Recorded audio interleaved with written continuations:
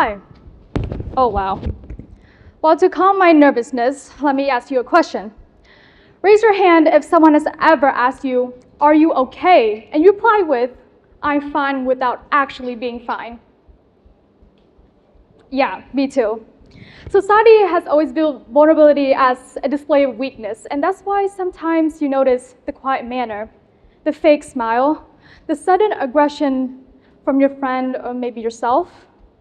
Those display reactions are the cover-up of the deeply hidden emotions that people think will magically vanish one day, making them feel better. But let me tell you the truth. Stuffing all our emotions in a bottle does not make them disappear. It only delays their overflowing. Brené Brown's talk on vulnerability emphasizes on why humans hide themselves.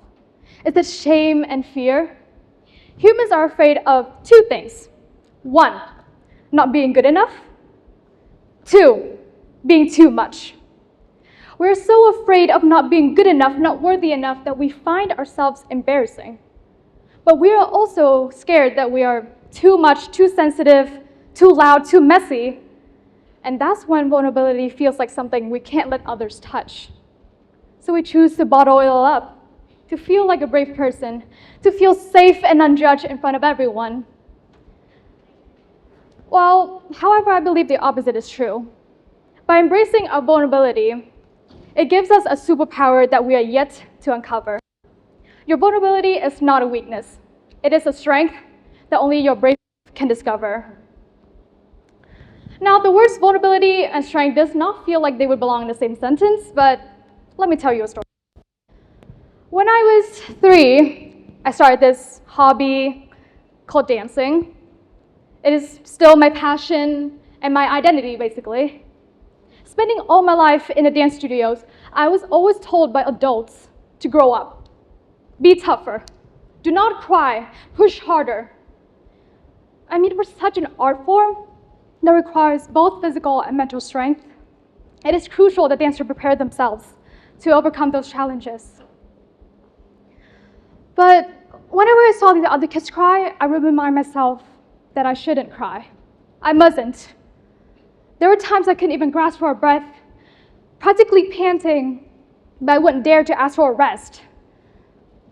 And eventually those emotions pile up high over time. I thought they would disappear. They didn't. My vulnerability became my weakness. And that just shows that ever since young, the environment we grew up in has already taught us to act against our own feelings. I know that saying "I'm fine" when you're not feels like second nature to us at this point. Second nature. It is like basically you can do it all the time without thinking, right?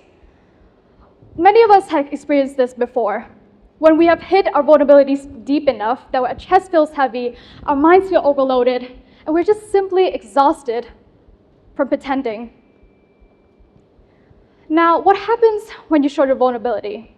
It is not a flaw that needs to be hidden. Rather, it is your advantage. When you have finally admit that you want to cry or you are indeed not fine, you give yourself a chance to understand. When pretending becomes too exhausting, I chose to let go. I allow myself to feel, to cry when my feet are bleeding, to rest when my body needs to stop apologizing for not being good enough. That didn't make me weaker. Instead, opening up makes me become more understanding of myself. I start to accept that my flaws are part of the learning process and that my imperfections are progress in disguise. Vulnerability helped me become more honest with myself, to listen to my own needs, to respond with care. And in that space of honesty, I found freedom. Because now I don't have to gaslight myself into thinking, "Oh, that injury didn't hurt," or to cover up the fact that I'm not breathing properly. I realized that my vulnerability did not make me weaker. In fact, it helped me thrive as a dancer and as a person. So it is a catalyst that forces us to confront all the uncomfortable sides of ourselves. It dares you to look closely and truly understand your inner self. When the moment we open the door to see all the vulnerable sides of ourselves, we see both our superpower and our weakness. Vulnerability is not a direct answer to success. Rather, it teaches us to accept our imperfections and view them as steady improvement on our journey of growth. So what's the first step? Now, the first step is letting go of what you think you should be. The image of this strong, brave person who is doing well in order to be true to yourself. True to yourself. That's authenticity. Allowing people to see your real thoughts, real emotions, by admitting that, yes, I made mistakes in that test. Yes, I'm not fine. But that's the whole point. When you start living aligned with your actual self, it changes your personality a little bit. You may not be the strong one anymore, but become you, fully and bravely. When you have finally accept the true version of yourselves, your brain starts to also accept that actual version instead of thinking who you were pretending to be. So how to show your vulnerability? It is definitely not trauma dumping to a stranger. Do not view it as a daunting task you need to tick off your daily to-do list. View it as a necessary part of life.